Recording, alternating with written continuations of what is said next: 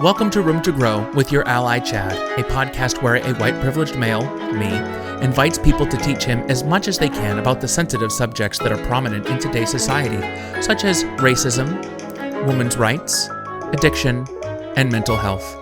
This podcast is for open-minded people who want the information that is out there but don't know where to look. My name is Chad Moores.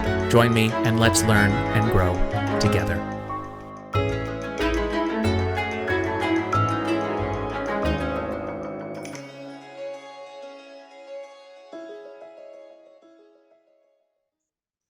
Hello and welcome to Room to Grow with your ally Chad. This week we are joined by Danielle Marshall. Danielle is an inclusive leader focused on strengthening collaboration in organizations to foster creative solutions and improve culture. She finds inspiration in leading systemic change work that promotes equity and inclusion. Danielle founded Culture Principles in response to a persistent need to move organizations beyond DEI statements to develop strategic and actionable equity goals. Welcome, Danielle. Danielle, how are you? Hi, Chad. I'm great. Thanks for having me on today. Yes, I'm very glad to have you. So that's a mouthful of stuff. It seems like you do quite a lot. Definitely focusing on a lot of different areas. Yes. Yes. Well, that's wonderful. So tell me a little bit about how that started. When did you start doing this? What was your kind of inspiration? Sure. So, I'll speak about this because I think I've been doing this work for longer than I realized there was a title for it, if you will. So I come originally from the nonprofit sector, and I spent about 20 years working in nonprofits, and I worked around the country, everywhere from New York to Louisiana to DC, Baltimore, etc. And as I was doing this work, I primarily was working with youth serving programs and in communities that were traditionally Black and Brown communities. And there was a very persistent narrative about who these communities were, what the outcomes were going to be that the children and families could achieve. And they were not positive narratives by any stretch of the imagination. And so as I'm working with people, not only am I seeing that this is not true for these communities, but I am also a member of said community myself. And I realized very quickly it was not, in fact, the members of the community that were at a deficit, but it was something about the systems itself. So that's sort of what brought me to the work. And so again, I had been doing the work for a very long time in terms of trying to change these narratives to address some of the systems. But in 2020, I made a more deliberate shift into this work specifically because I saw that my background additionally is I'm an industrial organizational psychologist. And so I was really thinking about this from a strategy standpoint in a clearer way, where I was hoping to be able to apply strategy and planning so that we would no longer be in this space or cycle, if you will, where people would say, we care about these issues, i.e. DEI, we care about diversity, we care about inclusion, we care about equity, but they're actually doing something about it. So if you care about it, what does it mean in practice to implement these things within your organization? Yeah, that's something that has been brought up quite a lot in my podcast. Is you can put a sign up that says Black Lives Matter, and say that I'm an ally, but what are you actually doing to be an ally? You can't just say that that's what you are. There needs to be something that you're doing in order to really show that, in order to be more accepting, I guess, and just really, that's why I'm doing what I'm doing here, is that this is kind of my way of showing my allyship, is getting the information. And when I'm in a conversation with people that we may be talking about a sensitive subject of some sort, that I can confidently respond and give my 2 cents because I got it right from the people that may be going through these things, if that makes sense. So that's very important to me. So and so when we were going through the intro to introduce you, I accidentally said equality instead of equity, and you said that that's very important that I say equity. Can you go through that a little bit and let me know what the difference was and why you were so adamant about making sure that I said it correctly? Yes. Thank you for actually bringing that up. I appreciate that. So there is a clear delineation between equity and equality. Although people tend to use the words interchangeably, they do not, in fact, mean the same thing. So if we are thinking about equality, it means that everyone literally is getting the same exact thing. So if there are resources to be had, whether it is money, healthcare, education, that we are all getting exactly the same thing in the same amount, same quantity, et cetera. When we talk about equity, there's an understanding that people may be in different places in their lives, either because of where they started out early in life, they were born into a particular, let's say, zip code or situation. Maybe they've progressed to their adulthood, but they need something different than other people. So I may have a moment where I need additional support. And you can think about this even in terms of a work setting. If someone came from a background, and I'll use something like computer technology, where they have been exposed to computers their entire life, they grew up playing on, social media, so forth, and they may not need a training class to teach them how to do the basics, operating Word, Excel, etc. But you may have someone else who comes along who has not been exposed to computers at that same level, and they need additional support in terms of, here is how Excel functions, here are the basic commands you need to understand, etc. And so from an equity standpoint, we would be giving them an opportunity to participate in that training because there's a need that they specifically have. Where equality, we wouldn't put the person who has exposure, who has this knowledge already, in the same training class because they don't need that. And so when we're talking about equity, it is making sure that resources are allocated in a way that everyone is receiving exactly what they need to be successful. That's really, I've never thought of it. I've never, and my I didn't realize the difference, which I really appreciate now, because I mean, more often than not, when I'm talking about these kind of subjects, I use the word equality. I don't use equity. But now that I understand the differences between them, now I find that equity can be part of my everyday vocabulary and be able to use it in a much more in a better way of understanding what I'm saying. So I really appreciate. I'm glad I asked the question. So now I know. So that's wonderful. What is the name of your organization that you're using, or do you work out of like a third party? Sure. So back in 2020, I founded my organization, which is called Culture Principles. Okay. And it really is thinking about putting culture as sort of a bottom foundational level and layer, if you will, to everything that we do within organizations and our business dealings every day. So what kind of organizations are you working with? Yeah. So I primarily serve nonprofits. And the reason that I serve nonprofits is, one, I have a deep heart and commitment to the work that they do in the community, but I also come from the world of nonprofits. I started working with nonprofits when I was about 18 years old. I was still in college, I was volunteering. And so I literally grew up within that system, if you will. And so, in terms of being able to apply not only the expertise that I have today in the DEI world, it is also a deep commitment, again, to the services and resources that are being provided by the nonprofits every day. I would love to know your process with an organization. How does it start? How do you find these organizations? Do they find you? Is it both? And walk me through some of the actions that you take in order to make a difference. Sure. So I would say it's both. A lot of the organizations I work with come through network connections that I've made over the years. I've worked at a lot of national nonprofits, which meant I have, built over the years a pretty extensive network of people that are in my community. And so some of it is just simply talking to the people about what their pain points are. So I am not the type of consultant that comes in and says, here's what you specifically need. What I am trying to get at more so is, where are you experiencing pain points? What is, when you think about DEI, what are the underlying issues that you're struggling with?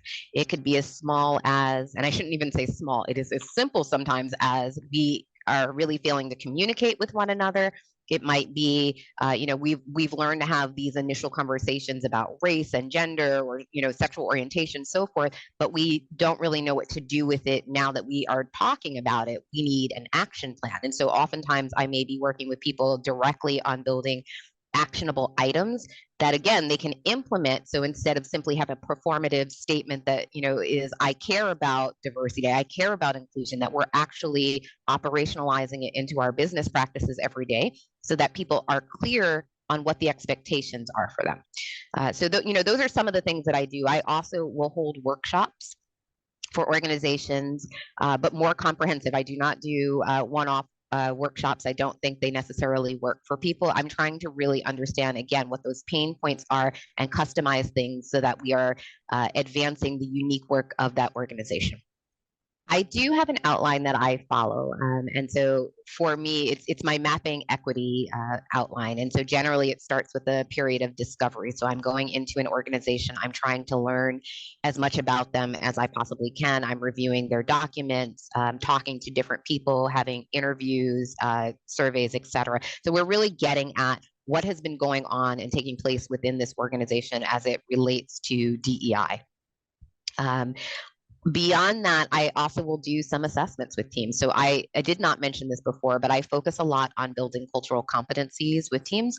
And so when we're talking about cultural competencies, it is the understanding and awareness of both our own cultures, but then also the cultures that we may work with. Whether it is literally people that, in my case, because I'm working with nonprofits, it might be people that are internal to the organization. It could be stakeholders, meaning clients in the community, vendors, et cetera. So how can I understand also the cultures that each of these folks represent, and where there may be differences in how we approach the world? So how are we defining things? And this is actually a pretty big issue for me, because I think there is a tendency in this country to very much just focus on the fact that we're all the same, right? We're looking at commonalities on a regular basis, when in fact, some things are not held in common. So even I had a conversation the other day, again, about this idea of respect. And people are saying, of course, everyone wants to be respected. Perhaps that's a starting place, but what does it mean to be respected?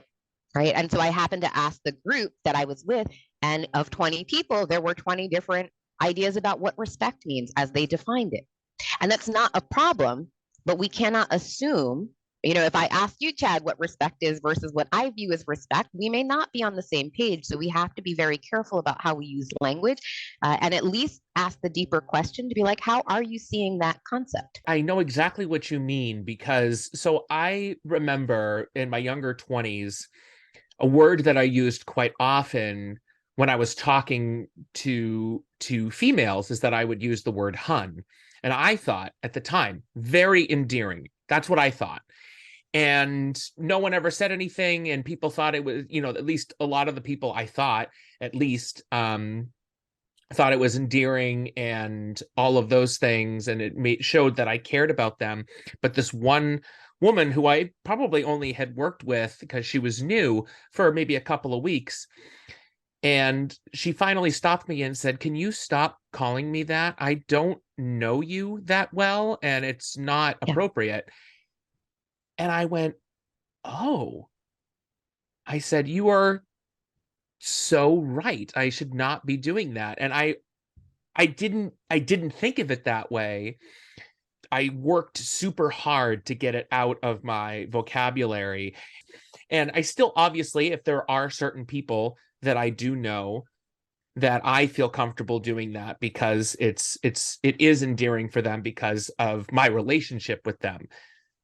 It's not everybody's relationship, and Sure. and it's funny, the other day it happened again.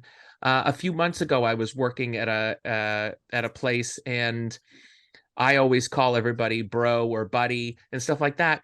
And this guy said, "Please don't call me that." He said, like, we actually became pretty close, but he still didn't like it. It annoyed him. And he said, "Please don't do that." So everybody's point of view is different. And so for me, I call my best friends broski and all the brosif, all of those things. But then, of course, some people are going to see that differently and handle it differently, take it and receive it differently. So yeah.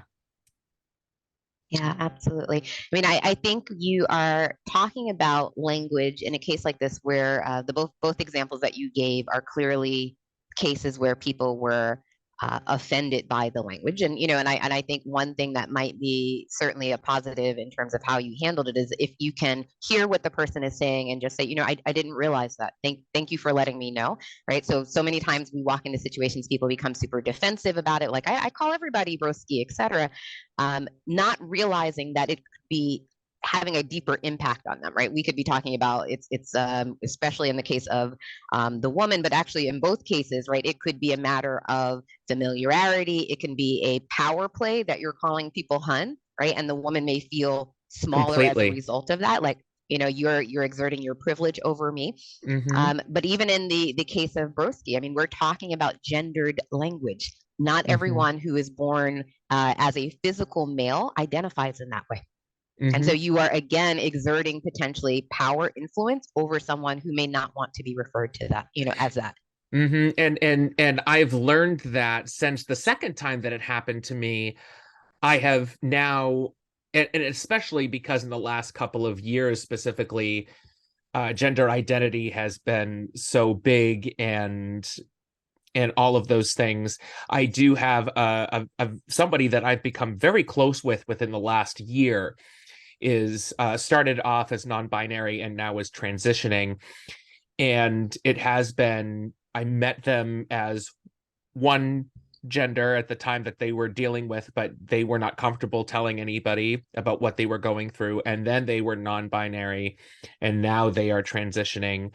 So it's been very difficult for me to find that. But at the same time, it's been really wonderful for me because I am learning that those kind of things, unless you're close with them and you know who they are and you know what their identity is, you can try to be a little bit more general when talking with individuals. So. Sure. And I think something else that's important here is when I think about this country, we have had for many, many years some espoused values around us being a mixed society, right? It is, people call it the melting pot, everybody's sort of mixing in, but it's never fully represented the full body of people in this country. The norm has been to default to what is considered the dominant culture. So we might be talking about whiteness, maleness, cisgender, able body, Christian, right? So these bigger areas around sort of the dominant culture. And I think what we're seeing today is that people are really wanting to be recognized and valued, right? That's also the important thing. It is not simply Mm-hmm. about recognizing them, but valuing them for their unique social identities and their cultural groups. And what's happening is, we're seeing a lot of pushback because we are challenging the status quo. But people who say they want to be allies, maybe also experiencing fatigue in this because they don't see themselves as part of the change. And they don't see themselves as part of the system because when the dominant culture is being challenged, and again, it can be anything because in some respects, I'm able bodied, right? I'm Christian. I still represent dominant culture. And then there's certain parts of my social identity, blackness, my womanhood that are definitely not dominant culture. And so I may live in, multiple worlds at a given time. But when we think about this concept of diversity, we're weaponizing the word right now because diversity was always designed to mean all of us, not some of us. But even the focus on diversity means that we are still considered other. You are not dominant culture, therefore, I have to find a way to include you.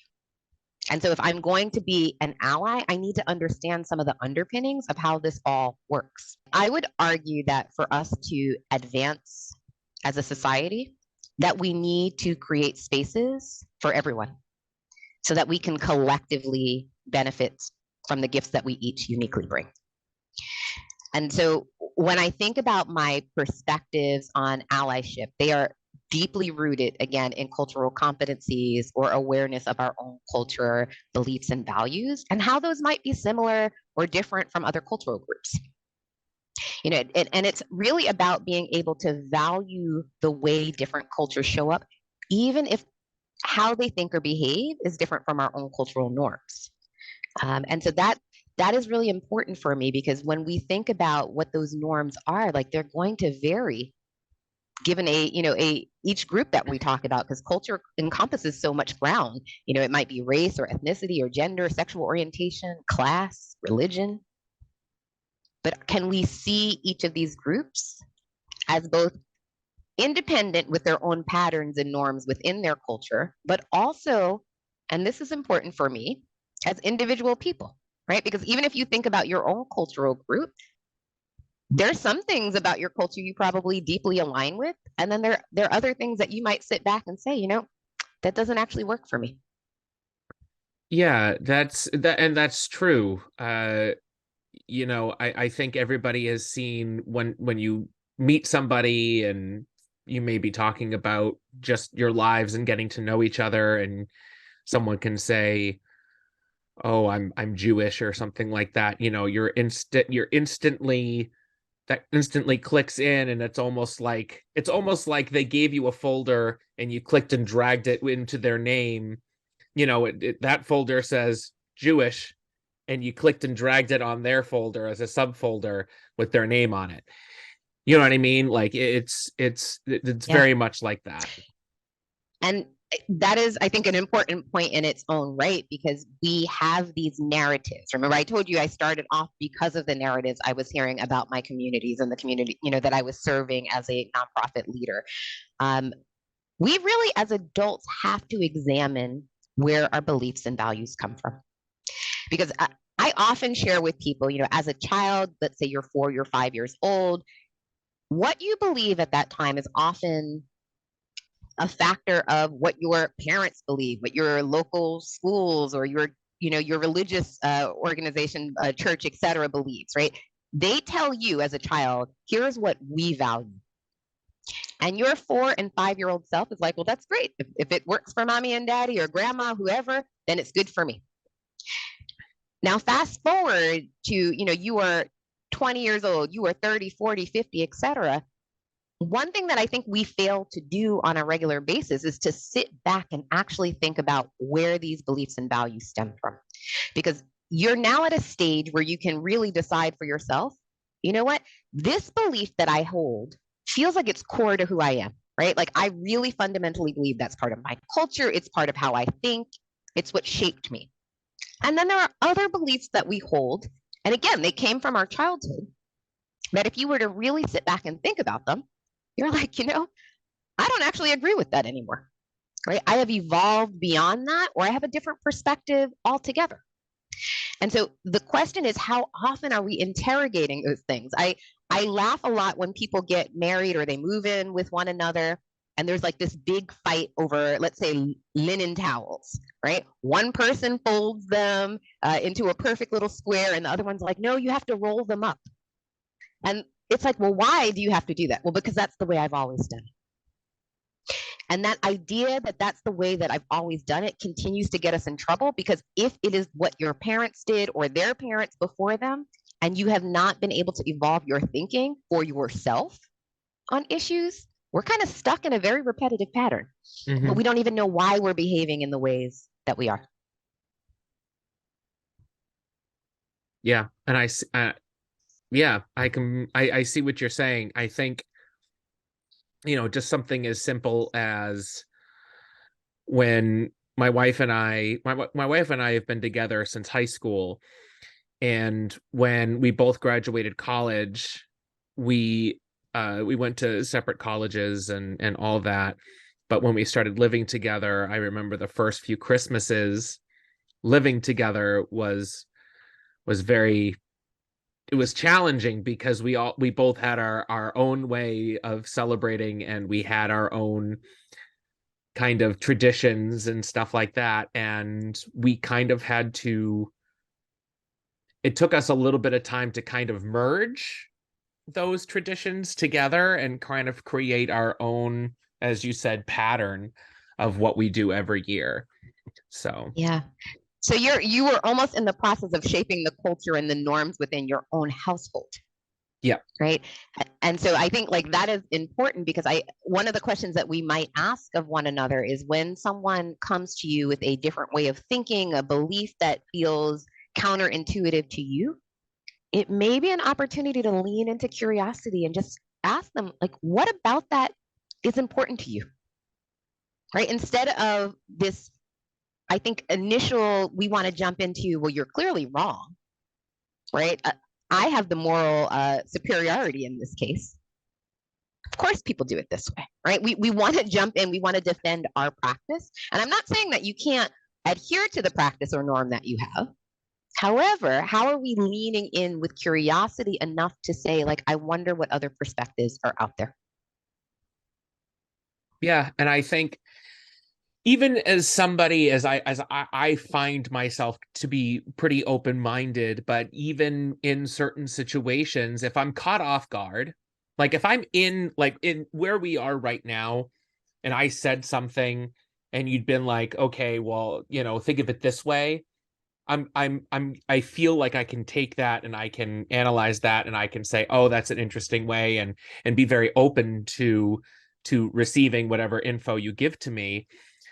But and I pride myself on that. But then sometimes my wife and I might just be having a conversation, and she goes, you said something that may, you may want to change your thinking on that and think of it this way. And honestly, if it catches me off guard, I do get defensive. And I know Yeah. that. And she goes, you're getting defensive. Just take the, and she will, she's very honest about it. She goes, Chad, you're getting defensive. Just take what I said and think about it. And yeah, whatever.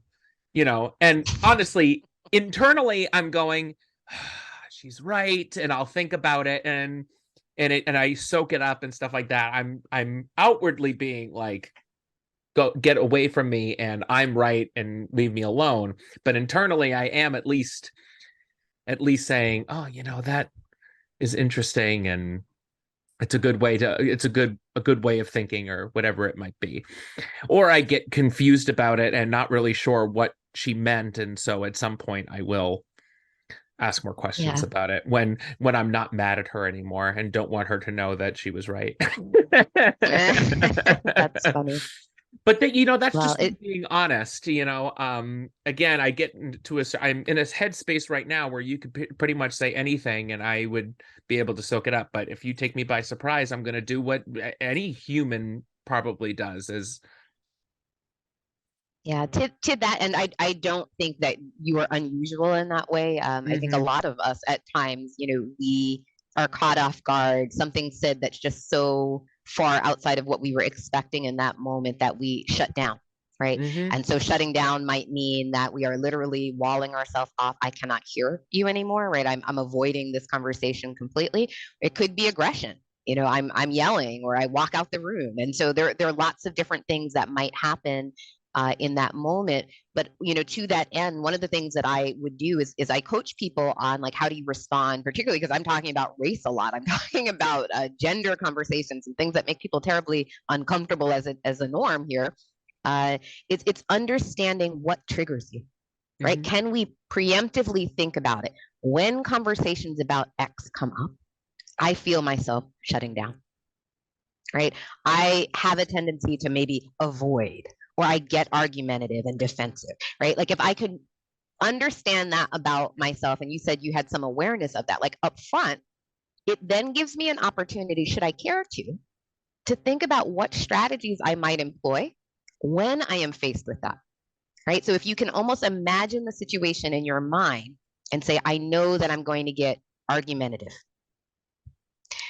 One strategy I might use in that moment is to say, whether it is your wife or colleague or anyone for that matter, you know what, you're sharing a lot of information with me, um, and I believe that there's something of value that you're offering to me, but I'm just not in a good space to hear this right now. Like, can we find 10 minutes, an hour later to talk about this? I need to clear my head for a second so that I'm ready to receive what you're offering, right? Yeah. How can I de-escalate the situation but still honor the person without just being dismissive? Yeah, and I think that, I mean, that works in disagreements that my wife and I will have at times if we're in a disagreement about something, nothing about what we're talking about now, but if we're having a conversation and we both are starting to respond in maybe not a good way, we'll kind of pause it, whether that means that we'll just put on a movie or even just get in separate rooms or both go to bed, and she goes to work, and it gives me opportunity to kind of soak up what happened and be able to say, okay, this is how I want to respond, this is what I want to say. And my wife, before, many, quite a few years ago, she needed to have the conversation right away, and it would push me into getting more frustrated and more angry. And so what would happen is that I wouldn't be able to respond, and then we end up getting in a bigger fight. But now she understands that I need time to process, I need time to kind of Yeah. give myself some time, and maybe, and talk about it the next day as adults. I don't want to say anything that I would regret, and I will when I'm angry. So Yeah. give me that 24 hours, and then we can have a good conversation. Yeah. I liken that a lot to even the work that I'm doing. Like I will start a lot of my sessions, most of my sessions with groups with group agreements, right? They are agreements of how we wish to sit in community together. And if you will, they're also boundaries. So if we get to a space where, things get tense, maybe we're calling for a pause, right? The group can decide what the rules are for themselves. I offer a few, but generally, I also let them decide, like, this is what community means for us. And here are the boundaries and parameters that we want to respect. And so if we're getting to a place where there's a lot of tension, perhaps someone in the group has been assigned to call for a pause. We're going to just take a 10-minute break. Now, do you ever get in a situation where people may feel like they're on display? Now, let me give you an example. I know a teacher who once a year, or however long it may be, has to talk about slavery and racism and stuff like that. And more often than not, she does live in a primarily white town. But this year she had two uh, black girls in her class, and they were talking about it. They were watching a video and stuff like that. And the two girls got very, very upset after they watched, like, I think, I don't know if it was like a cartoon or something, but it had, it dealt with the subject matter of which this teacher had to deal with. And that teacher felt very bad that they felt like they must be on display, and the other students didn't really understand what was going on and all of that kind of stuff. And the teacher didn't know how to handle it. Do they get in a circle and they talk about it and say, this is what's going on? Or, do they put those two black kids on display and do that? Or do they move on and ignore it? But then, you can't ignore it. Do you know what I'm saying? Like, that seems like a Mhm. very difficult situation to be in. Yeah. What I will start off by saying is that there is not a singular right answer to this, right? It is Mm-hmm. very contextual. It is based on the individuals. It's based on pre-conversations you've had about how we're going to approach this topic. But one thing that I would say abundantly clear here is that people of color are not teachers for white people.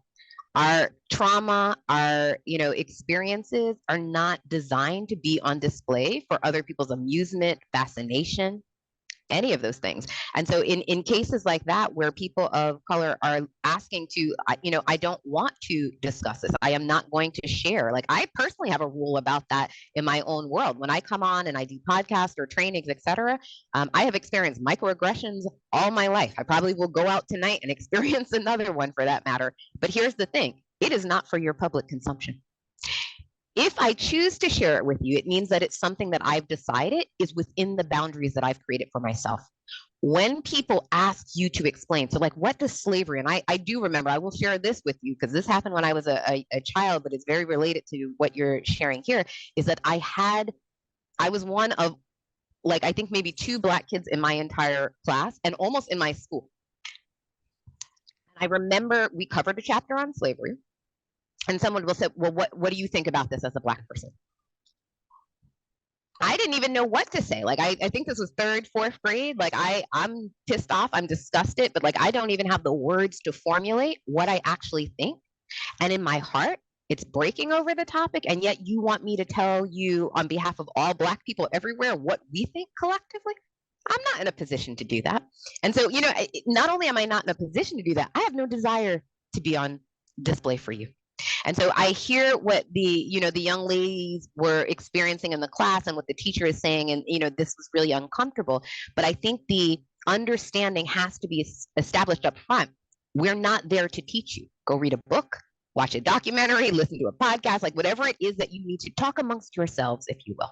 Now, there are people, as in my case, this is what I do for a living, right? And so I am teaching people about this, and that includes white people. But even still, my personal trauma isn't for your consumption. And so I have to establish when and where I will dive into certain areas of my life. With that, I had a question. So we were talking earlier about certain conversations being difficult for some people and all that kind of stuff. For you specifically, what conversation makes you uncomfortable? I think I thrive off of a difficult conversation. Yeah. I might not be the best person even for if that. you thrive off of it, is there one that's Yep. just or maybe you don't feel, do you feel maybe unversed in certain ones, or or just say, I don't know if I feel like I have enough information to be giving any kind of. Yeah, there for sure. First, I would say I have no problem saying I don't know. Like, that's a Good. great question. Why don't we find out together? Right. Or I have a colleague, and that's one thing that I have specialized in. So I will talk about a specific community. One community right now that I am learning a lot about myself is the trans community. That is not something that I grew up really understanding. I didn't have anyone personally connected to who was transgender, as a child or young adult. And so now I actually have quite a few colleagues and friends who are trans. And so they have been wonderful in just opening themselves up as, we're talking and living our lives in general. We're sharing about, all of our aspects of our worlds and social identities. But when it comes to the work that I do, I will be the first person to say, I will bring in another expert on this topic. This isn't mine to talk about. Right? Like, I want to be supportive of the community, but I also realize in order to be of support, and this is a big piece with allyship, to be the best ally that one can be, you have to understand what is happening within that community and specifically what that community desires of you. What act can I do that's going to be in support of them? And so if I am supporting in the way that feels right for Danielle, it does not mean I'm an ally, because I may not be uplifting the causes that matter to the community. And so I want to be really thoughtful about that. Okay. Well, so something that I'm thinking about right now is that the conversation of allyship comes up quite often. And one of the things that, as we had already said a while ago, is that putting up the sign is not enough. You need to have, there needs to be, you need to be able to tailor it for each person. And that's where we're kind of getting at now, is that there are communities that need different things. We use the word equity here. The problem is that I keep getting into these conversations, but then at the end of it, I realize I don't know what I can be doing. We actually haven't gotten any actual examples of what I can be doing other than what I'm doing here. We say we need to do more, we need to do more, we need to do more. And then I go, okay, but I leave the conversation, I go, but they didn't tell me what I could do.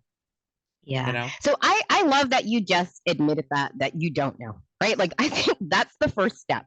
I don't have the answer because one of the things that I would say is if I am working on being an ally, I am curious. That means Mm-hmm. I am asking people about their experiences, like, and it not in a transactional way where it's like you tell me this thing because I want to know it from you.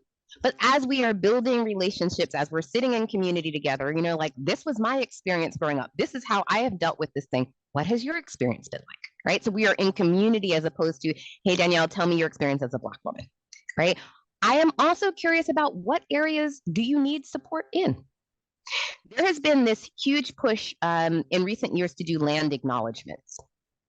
And so a land acknowledgement is it can be a statement, it can be a poem, it can be a number of different things that come up when you are gathering either for an event, a meeting, etc., to acknowledge the tribal land on which the event is being held.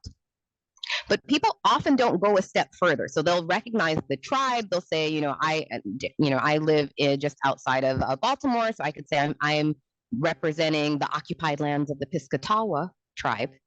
But it doesn't mean anything if I don't go a further step to understand what their needs are as a tribal community.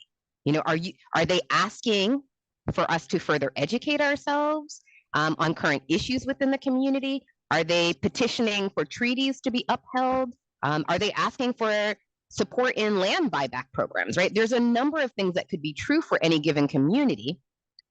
How am I standing in support of the issues that matter to that group, right? If I'm saying that I am trying to be an ally to them, allies are people that really can listen and believe, number one, the experiences that other people that are different from them are having, regardless of whether that is true for them or not. But then they're actually going to show up and do something about, with that knowledge that they've gained. And so if you brought up this idea of like the Black Lives Matter posters and everybody had them in their yards. And, I look at them and I'm walking my dog and I'm like, oh, that's nice that you think my life matters. I appreciate it. About time. Like that's my general reaction, but I don't need you to hang a sign in my yard. And again, I do not speak for all Black people, but for me, I would say, I need your support in my community. I need you to examine, number one, your biased thinking for yourself and in your home. I need you to buy from Black-owned businesses. I need you to vote in ways that actually uplift my community, that uplift the community as a whole, right? So your signage doesn't mean a damn thing to me at the end of the day if, when it matters, I can't count on you. That helped. So thank you. Just the way because I've had this conversation a few times, but I think the way that you put it to me makes me have a better understanding of what I can do. So I appreciate that. I'm glad that we got to talk about that. So I think we're almost at the hour mark. I feel like I could specifically talk to you for like another couple of hours. So I just want to say thank you so much for coming on. And if there is anything else you want to discuss, you are welcome back anytime. I really, really appreciated this. And I hope you feel the same, and I hope that you will come back and that you'll keep in contact with me. But before we go, is there anything else, maybe something that was in the back of your mind that we didn't discuss or anything like that? Anything that you want to leave the listeners with, and or one of the things I like people to do is maybe do a little bit of a plug. And what I mean by that is there a TED Talk or a book or something like that people can go to that may be really beneficial for them if they want more information based off of what we talked about? And if people are interested in collaborating with you, where can we find you? So those are all my questions. Sure. I think as a takeaway, the one thing that just occurs to me is that this is an opportunity for all of us, and I do mean all of us, to examine where our own personal beliefs and values stem from, to like really sit with that. And whether that is going back to family members, your community leaders, et cetera, and just saying like, where does this thing that we've always talked about, this tradition that we hold, this belief we hold, where does it come from? And really do some processing, because when you start to think about those things, sometimes they're out of alignment with the person you wish to be today.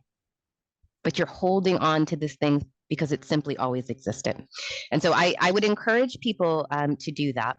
For folks who are business leaders who might be listening, and or looking to, even on a personal level, to deepen their understanding of racial equity and explore how they personally relate to cultural differences, my business partner and I are offering a learning intensive called Reimagining Racial Equity.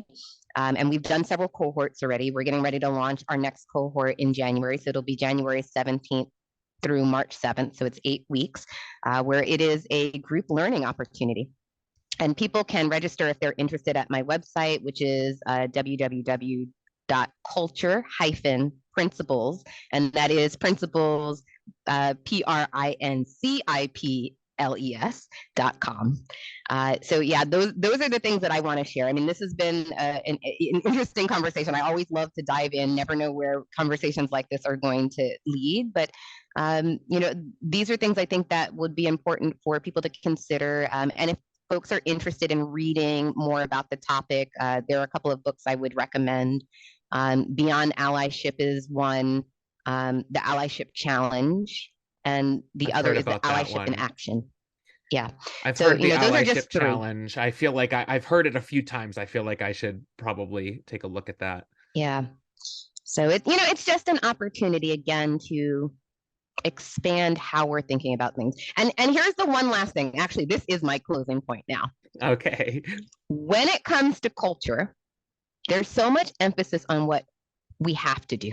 I have to learn about this other group. I have to learn how to use pronouns correctly. I have to be more respectful of women, et cetera, et cetera. And I think it is a mindset shift that we need. Because instead of saying, I have to do these things, how about we start thinking about it as I get to?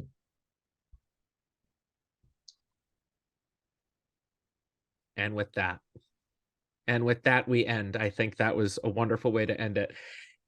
Well, thank you again, Danielle, so much for joining me today. Thank you, listeners, for listening to this very special interview. I hope to see you all next week. If you have any questions, comments, concerns, please email me at roomtogrowwithchad@gmail.com. See you next week.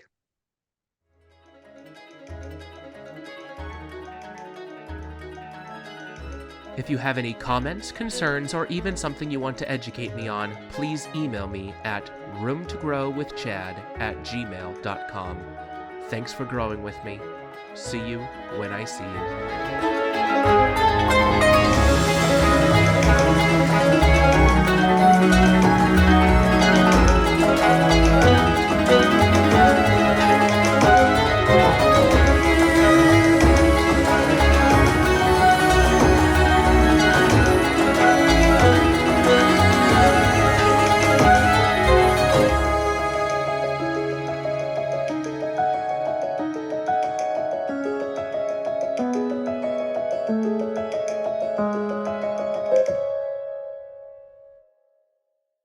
This podcast was edited by Eddie, a software program you can find online at www.editeddie.com.